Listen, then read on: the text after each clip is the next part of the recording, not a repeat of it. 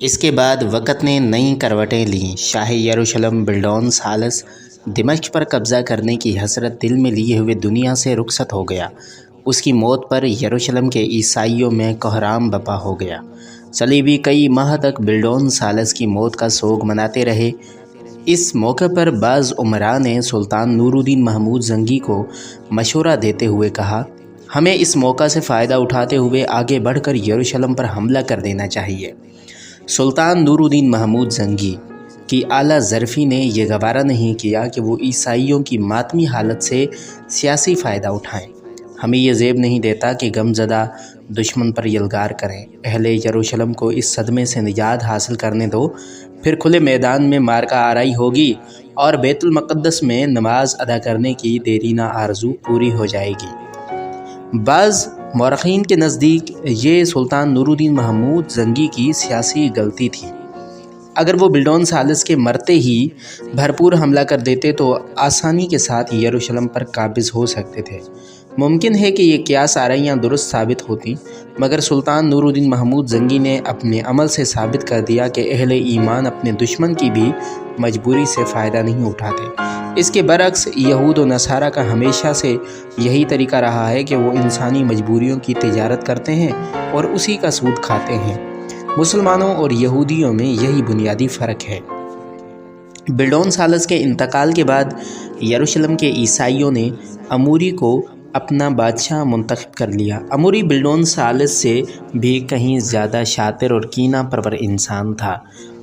اس نے اپنی سیاسی بصیرت سے اندازہ کر لیا تھا کہ اگر مصر پر قبضہ کر لیا جائے تو دمشق اور شام بھی بڑی آسانی سے عیسائی سلطنت کے زیر نگیں آ سکتے ہیں۔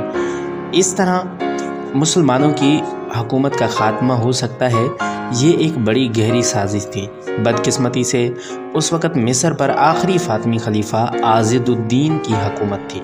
فاطمیین مصر نے ملت اسلامیہ کو شدید نقصان پہنچایا تھا۔ اپنے آبا و اجداد کی طرح خلیفہ عاضد بھی ایک نہایت خود غرض ناکارہ اور خلیفہ بغداد کا جانی دشمن تھا۔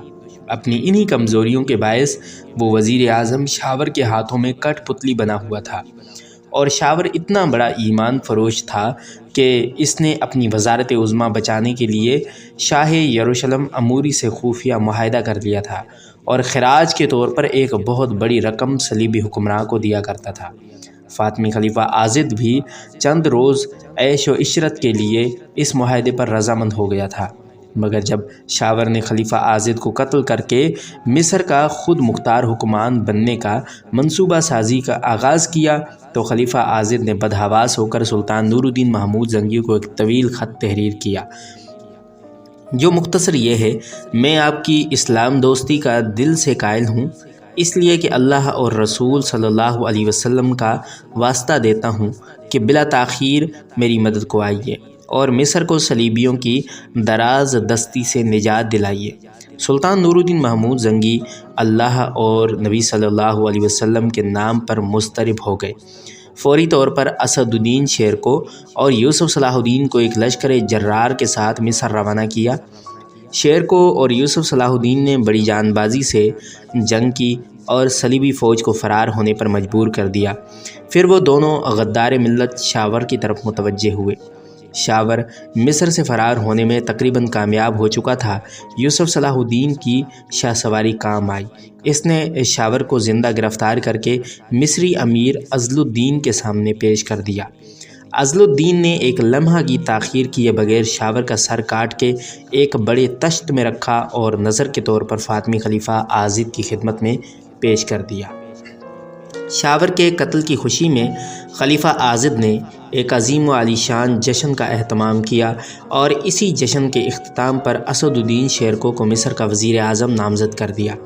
سلطان نور الدین محمود زنگی اس تقرری پر بے حد خوش ہوئے کہ اس طرح ان کا نہایت معتبر نمائندہ مصر میں موجود رہے گا، مگر اسد الدین شیرکو کو یہ وزارت عظمیٰ راس نہ آئی۔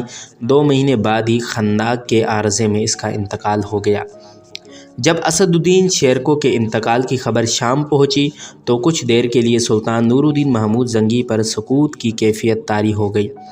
پھر اپنے سپہ سالار اعظم کو یاد کر کے کئی دن تک روتے رہے۔ بار بار سلطان عادل کی زبان سے ایک ہی جملہ ادا ہوتا تھا، اب ایسے وفادار دوست شاید ہی نظر آئیں۔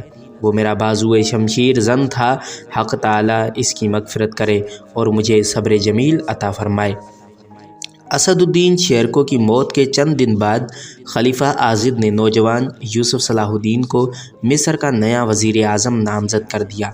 یہ اعلان سنتے ہی شام اور مصر کے تجربہ کار امراء حیرت زدہ رہ گئے۔ یوسف صلاح الدین کے چچا اسد الدین شیرکو کو مصر کی وزارت عظمیٰ کا ملنا بھی ایک حادثاتی عمل تھا، اور پھر 2 مہینے بعد ہی اس کا مر جانا بھی اس قدر اتفاقی اور ناگہانی تھا کہ لوگوں کو یقین نہیں آتا تھا۔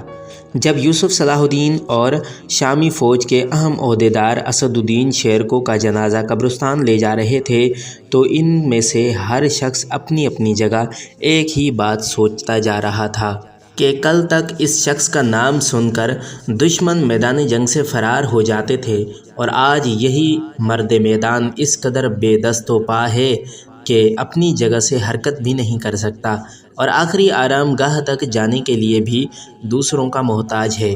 اگرچہ اسد الدین شیرکو کی موت خندق کے مرز میں واقع ہوئی تھی، مگر مصر کے کچھ خاص لوگ اسد الدین شیرکو کی موت کو غیر طبیعی سمجھتے تھے۔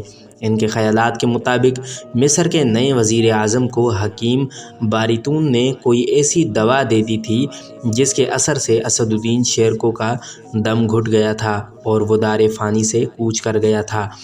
ان لوگوں کے خیال میں اسد الدین شیرکو کو راستے سے ہٹانا بہت ضروری تھا، کیونکہ وہ ایک مایہ ناز سپہ سالار ہی نہیں، سچا مسلمان بھی تھا۔ فاطمی خلیفہ عاضد نے انتہائی مجبوری کی حالت میں اسد الدین شیرکو کو مصر کی وزارت عظمیٰ سونپی تھی تاکہ وہ اپنے وزیر شاور اور صلیبیوں کے اتحاد سے مصر کی حکومت کو محفوظ رکھ سکے۔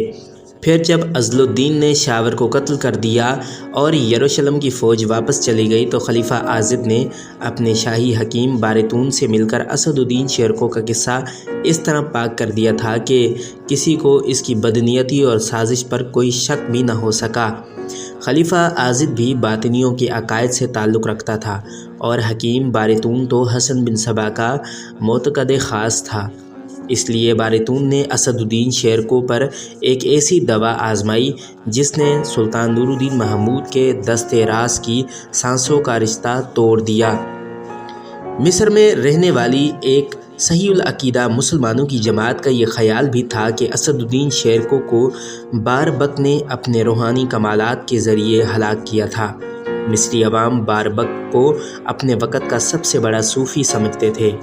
یہ ایک 70 سالہ شخص تھا، دراز قامت، سرخ و سفید لمبی سفید داڑھی، لمبے سفید بال اور لمبی سفید عبا، ہاتھ میں فیروزے کی تسبیح۔ باربک کی خانقاہ دریائے نیل کے کنارے تھی۔ اس کے حجرے کی دیواروں کا رنگ بھی سفید تھا اور فرش پر سفید چادریں بچھی ہوتی تھیں۔ آنے والا پہلی ہی نظر میں باربک کی ظاہری شخصیت اور اس کی خانقاہ کی فضا سے متاثر ہو جاتا تھا اور بے ساختہ پکار اٹھتا تھا، صوفی باربک کے ہاں تو نور ہی نور ہے۔ دراصل باربک ایک نہایت خبیث اور شیطان صفت انسان تھا، اور وہ اپنے عقیدے کے اعتبار سے حسن بن صبا کا مرید خاص تھا۔ اگرچہ حسن بن صبا جیسے راندگہ درگاہ انسان کو مرے ہوئے ایک زمانہ ہو چکا تھا، مگر اس کی معنوی شیطانی اولاد ابھی تک زندہ تھی اور مختلف اسلامی ریاستوں میں اپنی خفیہ شیطانی تحریک جاری رکھے ہوئے تھی۔ حسن بن صبا کا مختصر تعارف یہ ہے کہ وہ خراسان کے شہر طوس میں پیدا ہوا۔ وہ بہت ذہین اور پڑھا لکھا انسان تھا۔ مشہور ریاضی دان، فارسی شاعر عمر خیام اور نامور سیاستدان نظام الملک طوسی اس کے ہم جماعت تھے۔ حسن بن صبا کے باپ دادا ایک بد عقیدہ اور اسلام دشمن جماعت سے تعلق رکھتے تھے، اس لیے پیدائشی طور پر بغاوت و سرکشی کے جراثیم اس کے خون میں بھی شامل تھے۔ پھر جب حسن بن صبا اعلیٰ تعلیم حاصل کر چکا تو اپنی فطرت کی طرف لوٹ گیا اور شیطان نے اس کے دل و دماغ پر گرفت مضبوط کر لی۔ پھر حسن بن صبا اسلامی دنیا میں فتنہ و فساد پھیلانے کے لیے نکل کھڑا ہوا۔ پہلے اس نے اپنے محسن نظام الملک طوسی کو خباثت نفسی کا نشانہ بنایا۔ اس وقت نظام الملک طوسی سلجوقی بادشاہ کی حکومت میں وزیر اعظم کے عہدے پر فائز تھا۔ حسن بن صبا نے نظام الملک طوسی کو سلطان کی نظروں میں گرانے کی کوشش کی مگر ناکام رہا۔ آخر سلجوقی بادشاہ نے حسن بن صبا کو اپنی سلطنت کی حدود سے باہر نکال دیا۔ پھر وہ بد باطن اور کینہ پرور انسان مصر پہنچا۔ یہاں اس نے باطنیوں کے الگ فرقے کی بنیاد رکھی، جہاں اس نے اپنی شیطانی ذہانت سے ہزاروں مرید بنا لیے۔ حسن بن صبا اپنی کامیابی کی منزل کے قریب تھا کہ اس کی ایک سازش بے نقاب ہو گئی اور وہ رات کی تاریکی میں مصر سے نکل کر اصفہان پہنچ گیا۔ پھر ایک دن اس نے اپنے ہزاروں مریدوں کے سامنے اعلان کر دیا کہ اللہ کی طرف سے اسے نبوت عطا کی گئی ہے اور اس پر روزانہ وحی نازل ہوتی ہے۔ سادہ دل اور کمزور عقیدے کے لوگ حسن بن صبا کے قدموں پر جھک گئے اور اس شیطان کو اپنا پیغمبر تسلیم کر لیا۔ ایک بڑی جماعت کو تابع کر لینے کے بعد حسن بن صبا کا پھیلایا ہوا شیطانی جال روز بروز وسیع ہوتا چلا گیا، یہاں تک کہ اس نے بڑی ریاکاری کے ساتھ الموت کے قلعے پر قبضہ کر لیا۔ یہ قلعہ پہاڑ کی چوٹی پر واقع تھا اور ایسے پرپیچ راستے سے گھرا ہوا تھا کہ وہاں اس کا کوئی دشمن آسانی کے ساتھ نہیں پہنچ سکتا تھا۔ محفوظ ترین جگہ پر قابض ہونے کے بعد حسن بن صبا نے عام لوگوں کو گمراہ کرنے کے لیے جنت بنائی۔ وہ ہر قیمت پر سلطان ملک شاہ اور اپنے محسن نظام الملک طوسی کا خاتمہ کر دینا چاہتا تھا تاکہ یہ دونوں بھاری پتھر راستے سے ہٹ جائیں اور اس کے شیطانی منصوبے کی تکمیل میں کوئی رکاوٹ باقی نہ رہے۔